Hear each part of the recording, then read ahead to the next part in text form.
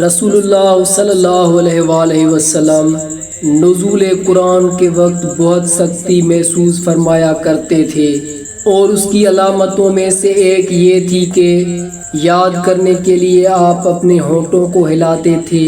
ابن عباس رضی اللہ عنہما نے کہا، میں اپنے ہونٹ ہلاتا ہوں جس طرح آپ ہلاتے تھے۔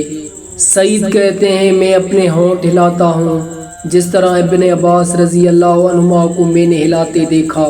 پھر انہوں نے اپنے ہونٹ ہلائے۔ ابن عباس رضی اللہ عنہما نے کہا، پھر یہ آیت اتری کہ اے محمد، قرآن کو جلد جلد یاد کرنے کے لیے اپنی زبان نہ ہلاؤ، اس کا جمع کر دینا اور پڑھا دینا ہمارے ذمہ ہے۔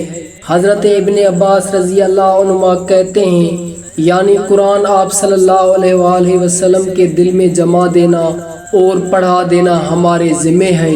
پھر جب ہم پڑھ چکیں تو اس پڑھے ہوئے کی اتباع کرو۔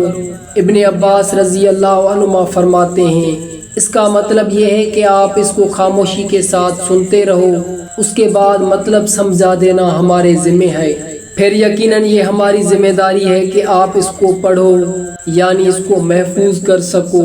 چنانچہ اس کے بعد جب آپ کے پاس حضرت جبریل علیہ السلام وحی لے کر آتے تو آپ توجہ سے سنتے، جب وہ چلے جاتے تو رسول اللہ صلی اللہ علیہ وآلہ وسلم اس وحی کو اسی طرح پڑھتے جس طرح حضرت جبریل علیہ السلام نے اسے پڑھا تھا۔